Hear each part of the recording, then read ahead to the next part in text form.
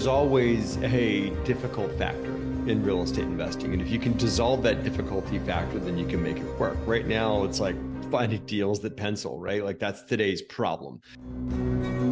Are you ready to bring your real estate game to the next level? My name is James Prendamano. I'm the CEO and founder of Prereal. And over the past 25 years, I've closed over $1 billion in transactional real estate. Each week, I'm meeting with outstanding investors, high-performing individuals, and visionaries operating in the real estate space. These are the people that are actually out there in the real estate game right now getting it done. This podcast aims at bringing anyone's game to the next level. This is the Prereal Podcast. Welcome, everyone, to the Prereal Podcast. We have a real treat for you today. Matt Faircloth, he's the founder of the DeRosa Group. Matt is a 15-year investor, capital raiser, author, published by Bigger Pockets, Raising Private Capital, How to Build Your Real Estate Empire with Other People's Money. He has incredible content online, a tremendous source, folks, of information. Really a great follow. Matt, I can't thank you enough for taking the time to join us today. James, it is an honor to be here, man. Thank you. So let's jump in here. You have a portfolio of over 1,000 units. You've raised capital. You've done fix and flips. You've done the elbow grease. Kind of sourcing those deals and putting that hard work in, better returns, right? Yeah, You've done multifamily. Yeah. Where did you start? I got started, believe it or not, James, on a little single family home that I lived in one bedroom, and I rented out the other two to two of my buddies. Just kind of stumbled into it that way. I had read Rich Dad Poor Dad, so I wanted to own the real estate. I knew where it would take me. And so I just was in tune with all that, but just didn't really do all the math on how great it was going to go in living, mid-20s at the time, living in one bedroom, renting out the other two rooms to two buddies of mine. And I was able to live there rent free and had a good day job, had a good salary, and was able to pay off all my student loans, all my credit cards, squirrel up some cash. I got myself bad debt free within a couple of years through that arrangement. And that was like the Kool-Aid that I needed to drink to get me to jump into real estate full time. So was this, you're headquartered in Trenton, New Jersey, right? Up until recently, we actually just sold the office building that my company was out of. So now we're kind of headquartered out of wherever we sit at the time. So and that's one of I've got two partners that we all work from home or work from wherever we are. I'm sitting talking to you, sitting from a Regis right now. So that's my headquarters today.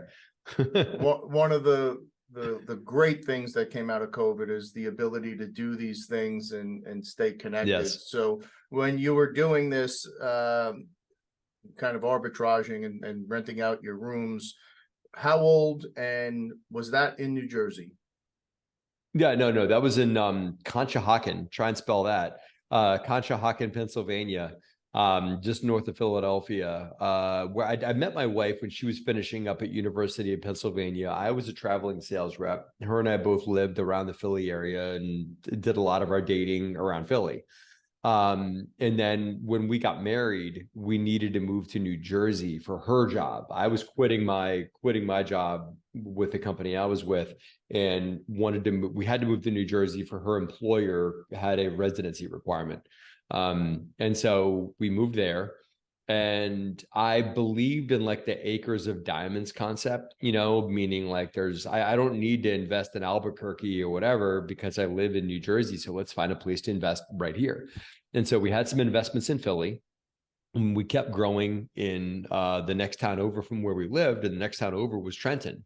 And so we started doing landlording work in Trenton, New Jersey, and became fairly proficient Trenton landlords over a long period of time. Did a lot of fix and flips, did a lot of rehabs, bought an office building that I said we just recently sold there, and grew our business in Trenton, New Jersey for many years. So was there a mentor, a moment? I mean, to even what at this stage of your career, thinking about renting out rooms, of course, that's a natural thing to do, but most of us never think of real estate that way, right? Yeah. What were the driving pieces for you to say, wait, I can start to monetize this thing, not just look at it as a place to live in and then go on that journey? What were the influences for you? James, I'd love to tell you that I had this whole business plan all written out and everything like that, but I kind of stumbled into it, man, at the end of the day. Like I knew that I was a traveling sales rep, and I was selling industrial machines, like these really, really loud, really, really, obnoxious machines that are used in manufacturing. And so I sold them. I sold a ton of them to Minute Maid Orange Juice up in New Jersey. And I had this big commission check just sitting in my, I didn't know what to do with it. It was so much money at the time. It was a lot of money, right? To a 20 something, it's a lot of money. And I didn't know what to do with it. And so I was like, well, I gotta set that somewhere. So my landlord was ending my lease. I was like, well, I gotta go somewhere. And it was me and my two knucklehead friends that were all renting this little house that was all leased. And the real estate broker that was selling the house, he was actually ending our lease contract so that he could put the house up for sale for the owner. So the real estate broker was like, hey, I need to get in here, do some showings, get this, get that. And I was like, well, I want to buy a house too. I don't want to buy this house because this house is kind of a beat up rental property, but I want to buy a nice house that has, for a 25-year-old, you aspire to live in a place one day that has central air conditioning, or that has a washer dryer in the house. I don't have to go to a laundromat, So I wanted some amenities like that. And so that real estate agent that was selling the rental property I lived in was kind enough to take me around town and show me a few other houses for sale that had a few of the bolt-on amenities I wanted. And so I said, okay, great. And my other two knucklehead buddies living with me were like, well, where are we going to go? I'm like, you're going to come with me, because Robert Kiyosaki told me if I'm a landlord, I can make money. And so they came along with me, and each of these guys started paying me $500 a month in this new house. But the thing was, my mortgage was $940. And so I was living there for free and making $60 a month cash flow. Right. And I kind of stumbled into it, but it was only through like the core principles of, Rich Dad Poor Dad taught me about, like, okay, I need to own assets, which I was able to look at the house as an asset, because he also said in Rich Dad Poor Dad, your house is not an asset. The home that we live in, most of the talking heads, of the world, what's the big one that everybody talks about? The Dave Ramsey, your house is, pay your house off, whatever. Well, Kiyosaki gave me another way to look at it, that your house is not an asset. It's actually an expense. But by leasing it out, it made me realize that I was creating an asset for myself and a revenue stream, and something that eliminated a big expense line I had for myself, and most Americans have, is their living expense. I was able to make that zero, which enabled me to quit my job, because now I'm living. I don't have any overhead for my homestead for where I live. That's zero. So now I can, my overhead's not a lot less than it would have been had I had a mortgage to pay on my own without roommates. It's amazing how many successful entrepreneurs and investors I speak to that reference Kiyosaki's book. Oh boy.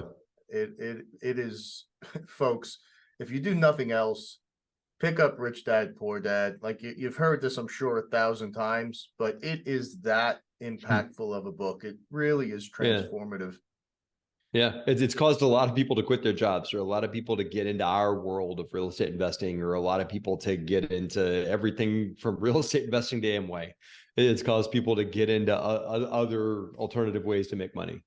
Yeah, no doubt. So you jump in, you see the opportunity, and you're kind of doing what most of us entrepreneurs do. And back then we didn't have the resources that we have today, right? So it's kind of trial by fire. And I would assume that you're brushing up against the same challenges that most of us face: scale, access to capital. I assume that was your reality. And if so, is that where the raising capital piece came, or was that much further down the road for you? I think that this has been my life. It's been perhaps a bit of a charmed life, but a bit of a kind of walking and putting one foot in front of the other. And when something works, saying, "Oh, hey, that worked. I should do that again," kind of thing, right? And so what had happened with the capital was we did a bunch of deals with our own money, and we were also lucky enough to be doing this thing, James, in 2005 when the market was blowing up through 2008. So we refinanced our way up. I had one property. It was a duplex in Philly that I owned that I refied every year and pulled out 30K every time I refied it, and then sold it and made money again. But that you could do that in the run up, right? We also had a few immediate family members join us, like literally my parents and her and my wife's parents join us with what money that they had. We put their money to work in our business as well. So we were able to grow with that. The aha moment, the stumble into a thing, or like I said, walk into something that worked and let's do that again, happened when my wife was getting reconnected to somebody she went to school with.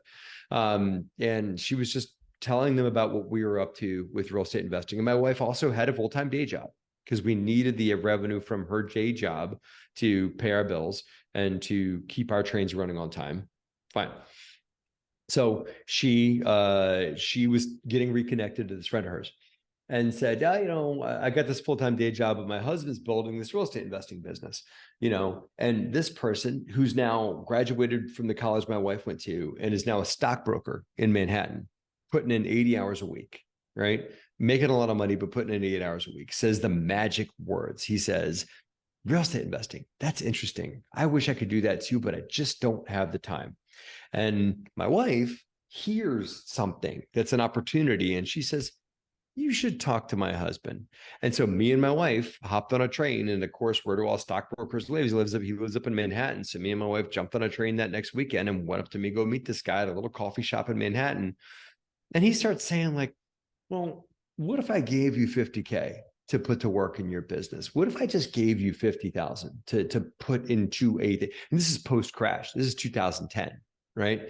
So there's like, blood running in the streets and people are looking for opportunities. Nobody can get a bank loan, but what you can get is equity, right? And what makes deals happen is equity. Bank loans you can't come by them anymore at that time, but you can get equity. And he was like, "What if I gave you 50K?"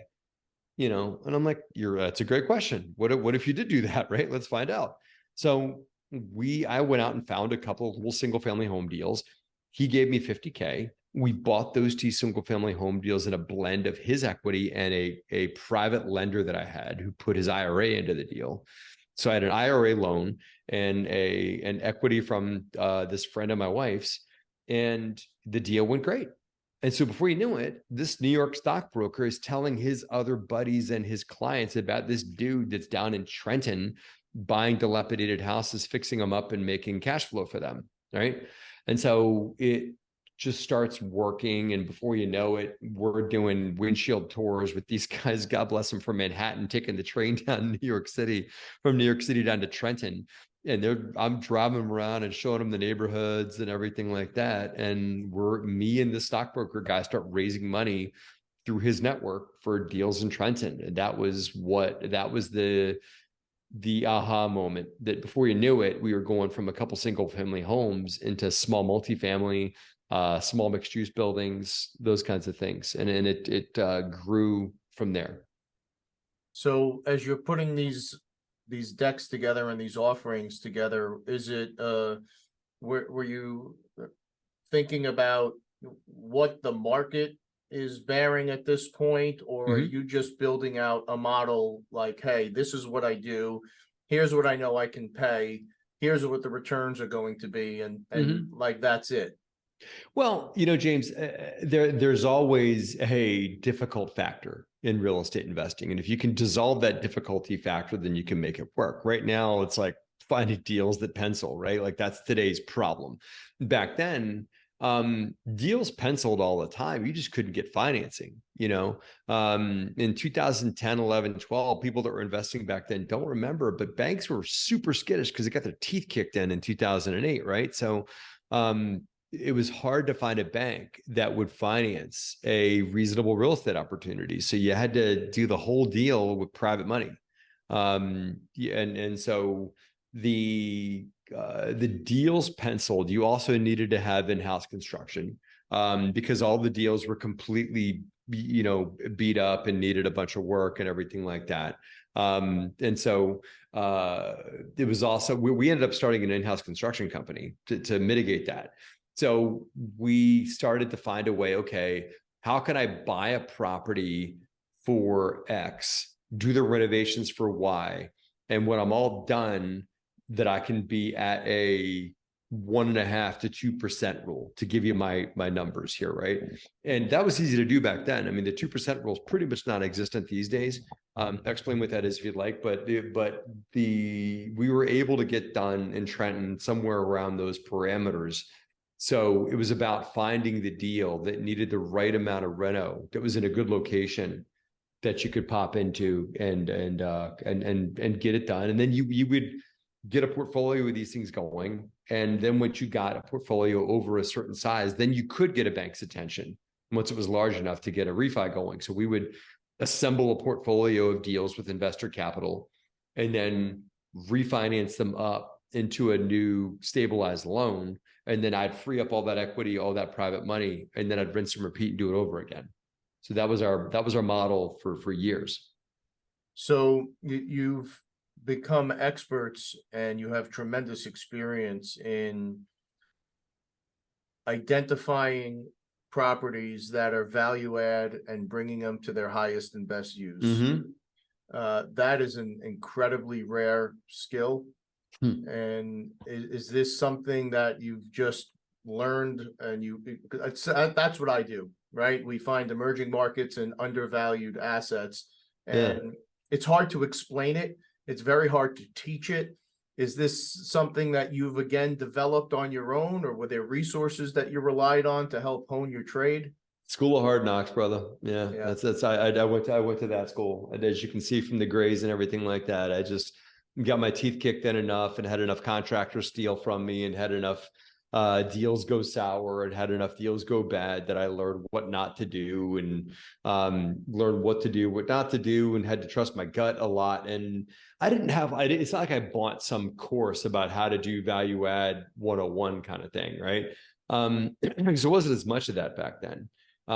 There was, a few different things, but it wasn't like the Burr strategy or the value add or whatever. It's just something people were kind of learning in real time, and so I implemented a lot of that and we learned what worked. And I had a few buddies that were doing the same thing. And so we would compare notes and say, hey, who's the best lender out there? Oh, it's that credit union. We learned how to really get really good at borrowing money from credit unions.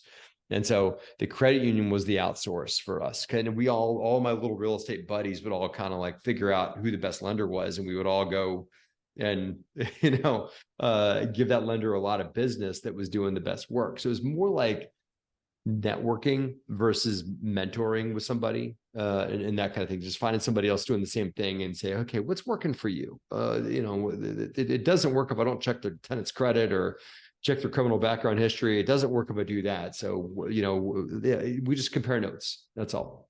So as you've grown over the years, have you remained focused in one or two areas, or have you found that scarcity of deal and product has forced you to kind of expand those boundaries? Well, we scaled up in size, and Trenton is only a 80,000 population last time I checked.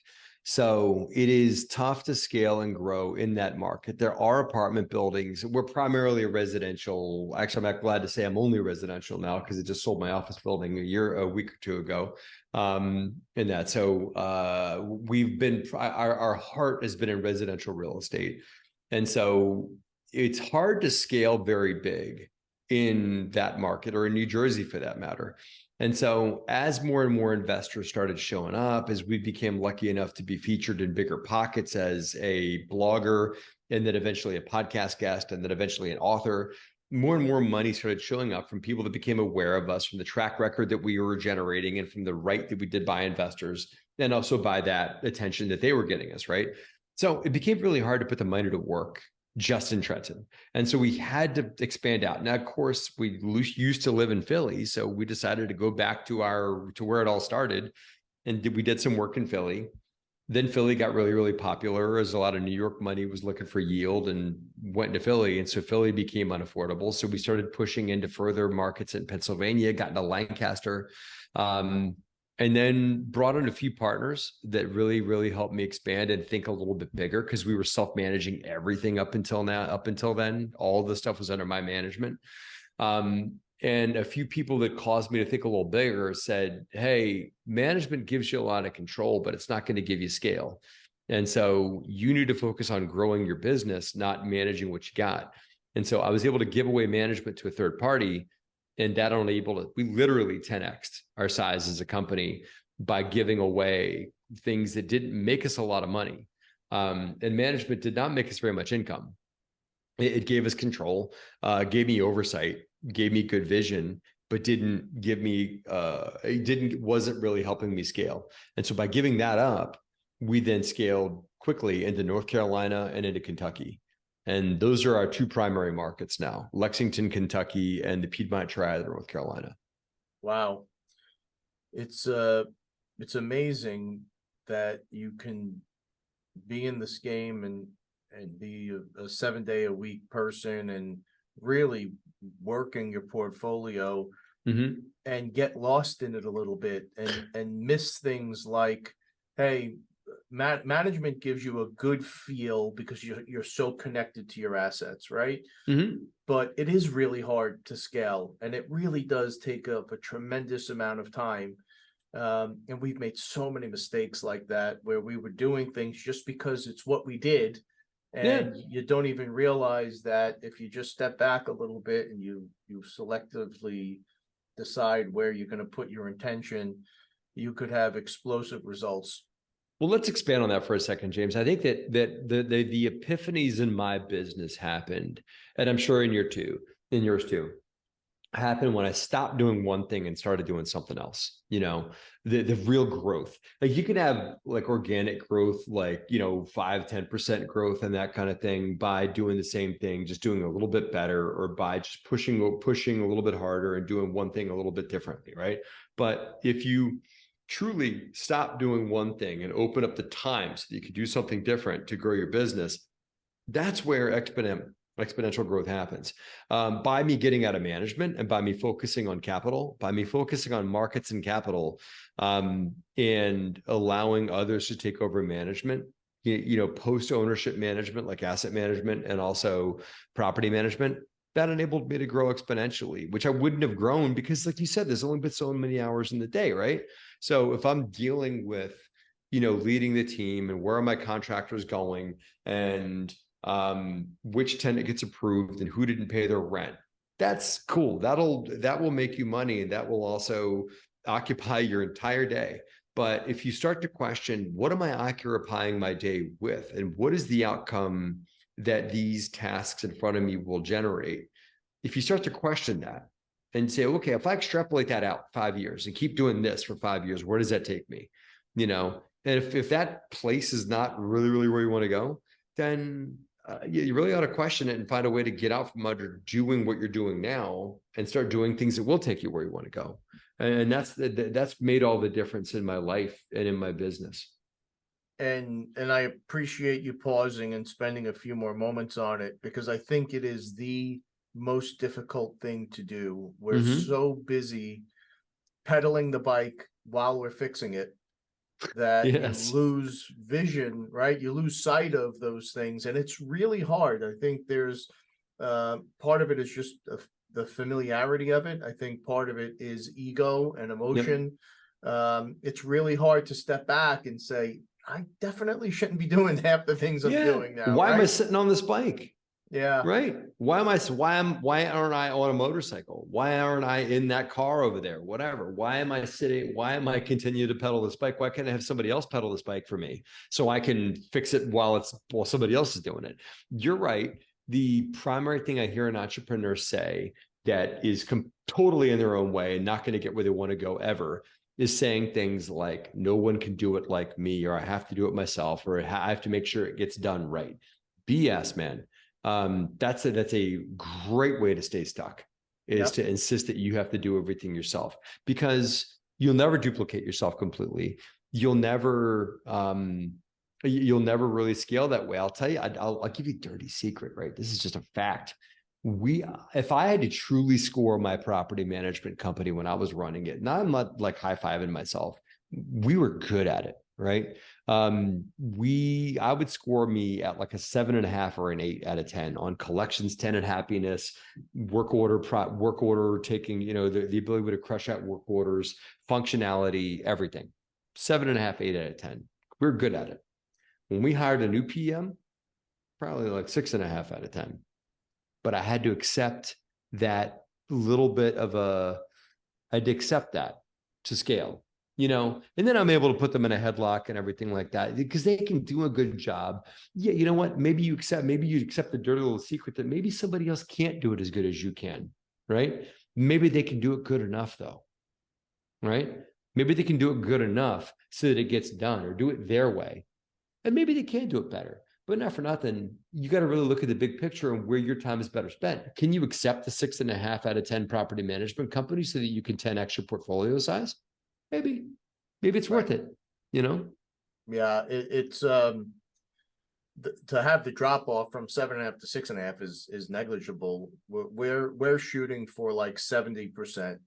We're trying to say if we can put things down and the next person can pick it up and do it 70% the way we would do it when we personally have our hands in it, and then over time that becomes a 73 and a 75, and if you can move them up a little bit, great. But if you can get it 70%, man, I feel like that's good enough to pick up and move on. You got to be willing to put your ego down for that, right? Oh yeah. You get there's a lot of big fat egos in this business, James, and all that. But you got to be willing to put that down to say, well, I got to see the forest beyond the trees.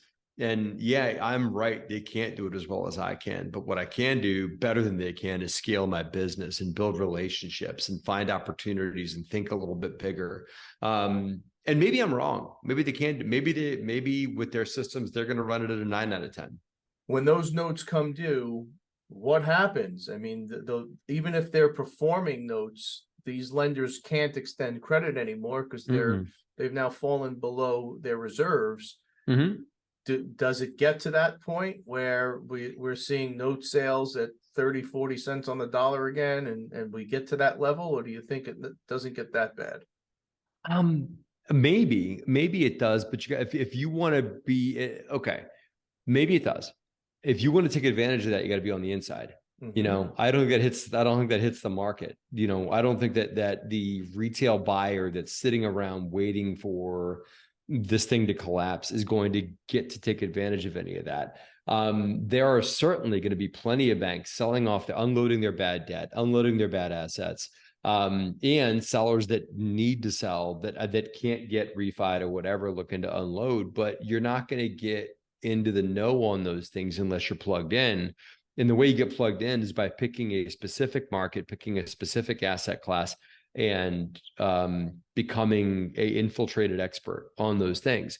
So I think that what I would do now, everything you just said, yes, but also remember, real estate is kind of slow to move, right? Mm-hmm. And it's going to start moving a little bit quicker soon. So what I would do now, if I were any of your listeners or whatever, is I would become uber focused. You can't just sit around and wait for good deals to show up on LoopNet. You can't just sit around and like, oh, okay, I'm just going to sit and wait for this thing to hit. It's not going to happen. If you're not going to see it, it'll happen. Good deals are going to get had. 30 cents on the dollar is going to happen. But those that know the brokers, those that are already talking to the banks about buying bad assets, that have a bunch of equity lined up from investors, and have a really tight buy box, geographic and asset class wise, those are the folks that are going to get the phone ring, because whether it's a bank or a seller, they can't afford to go back and forth and deal with retrades and, well, I need another 30-day extension or whatever. It's like, no, you got to buy it right now, as is where is, they buy it right now and you get this great price, and everything like that. So I think that what you can do is get equity lined up and tighten in on markets, and then for what they're predicting in the Real Deal article, if that does happen, then there's opportunities to get had. What do you think about that? Curious.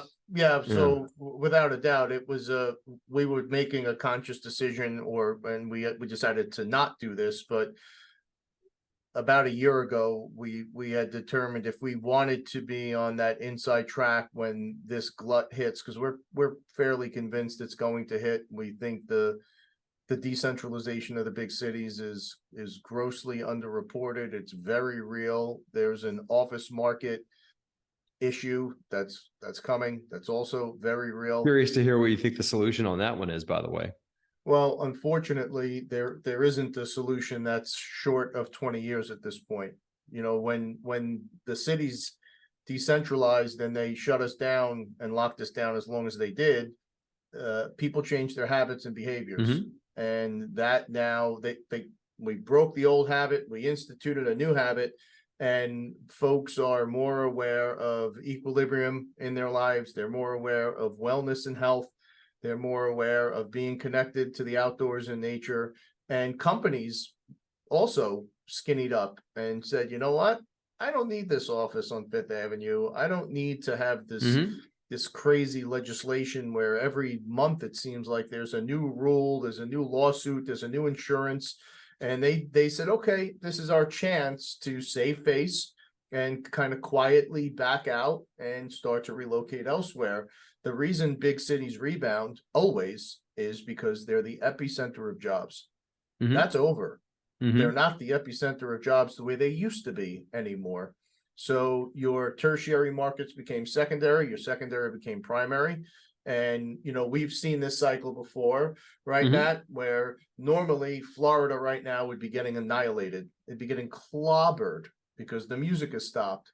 That's not happening because a number of the people have now made Florida home. South Carolina, New Mexico, Arizona, you name it. People have relocated. And I think that they're avoiding snow.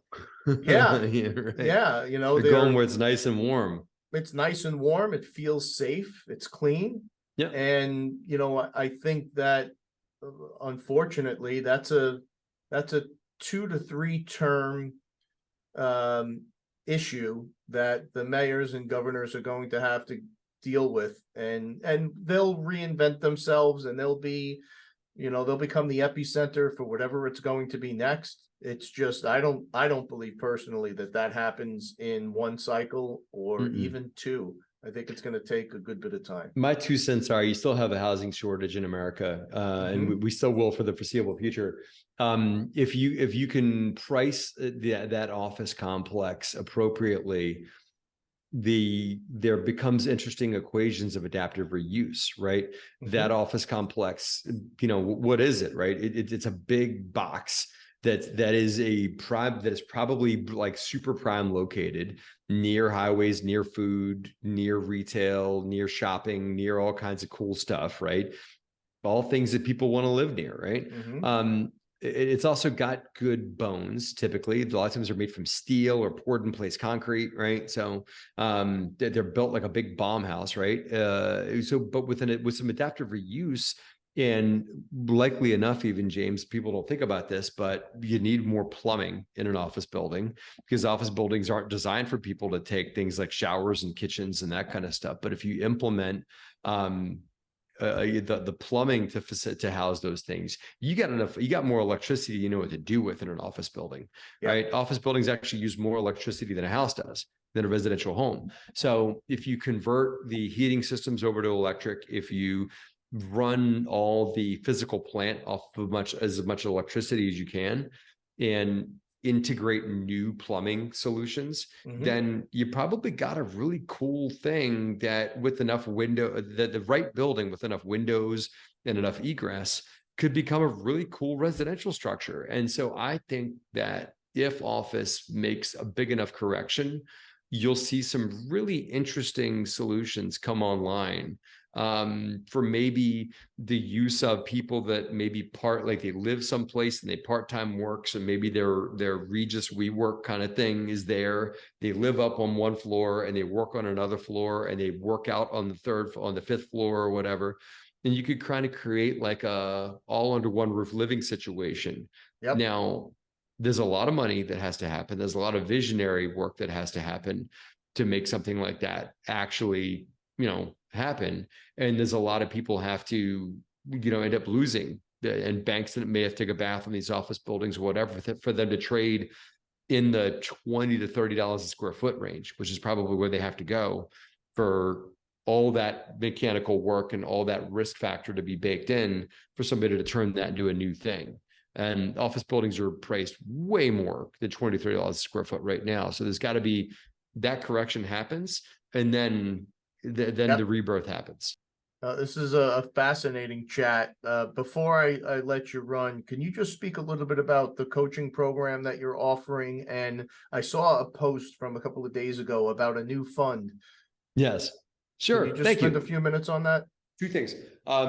We believe that this is on the coaching side, we believe that everyone in real estate has a bit of a strength, call it a unique ability, call it something that they bring to the table. And just because you get into real estate investing, you're like, man, I'm probably not a good real estate investor because I can't underwrite, or I don't want to talk to people to raise money, or I don't want to be the hard ass that goes and browbeats contractors into submission or something like that. There are facets of real estate investing that not one person can be good at everything. So we believe that there is a core strength that somebody brings to the table. And I think there are 4 core strengths, and I think that everybody possesses at least one of them. And under the right leadership, the right coaching programs, we can help people take their 1, maybe 2 core strengths and help them 10x their business by focusing on just what they're great at and outsourcing very quickly the things that they're not. So we've built a phenomenal program that can help people get there. They can learn more about it on our website, DeRosaGroup.com. But our education vehicles help people bring out their best into the real estate investing business. That's number one. The fund, we are primarily a multifamily syndicator, which means my company goes and buys a multifamily apartment building, and we break that building down into bite-sized chunks and sell those chunks of equity off to investors that want to buy into the building, right? All well and good. It's done very well for us, extremely well for our investors. That said, that can be a slow growth of cash flow where there's little to no cash flow in the beginning, and then a stream, a trickle, then a stream, then a river, and then maybe an avalanche at some point when the property sells, right? But it tends to grow over a long period of time. I believe that there should be other vehicles that, and other things like, you can't compound your returns in multifamily syndications. So if I send you a check, you can't invest it back in automatically. So I believe that multifamily syndications have gaps in what they can offer just due to structure, right? So we built this new thing called DeRosa Income Fund that answers the question of, well, like, what if I don't need the distributions? What if I want to recycle it in? What if I want to get my money back? What if I want something liquid? Well, you can't liquidate a multifamily apartment building, but a fund you can. So DeRosa Income Fund is liquid. It is something that compounds returns. And it also plays into something that I think we're going to need more of in America. And you and I have talked about, it's like the underlying theme, but we talked about all of this thing here is dollars to transform things from one condition that they're in into something else. Call it bridge debt, call it, short-term loans, right? Mm-hmm. So DeRosa Income Fund is a provider of short-term bridge loans to take things from A and convert them into B. That's what DeRosa Income Fund is and does. It's been very successful. We've got millions at work already. And it is an open fund, so people can get in when they do. They can learn about that at DeRosaGroup.com as well. Really appreciate it. And again, born out of questioning everything and thinking about better ways to deploy capital, and just because one vehicle says this is the way it has to be done, why the hell not put together a vehicle that allows you to compound and is liquid and does these other things? I think it's brilliant, man. I love it. Thanks, brother. You are really just, it's a pleasure to chat with you. You've done amazing things. I was really looking forward to this one. Congrats on all the success and best of luck into the future. Thank you, James. It's been a pleasure to be here today. As always, folks, please stay safe.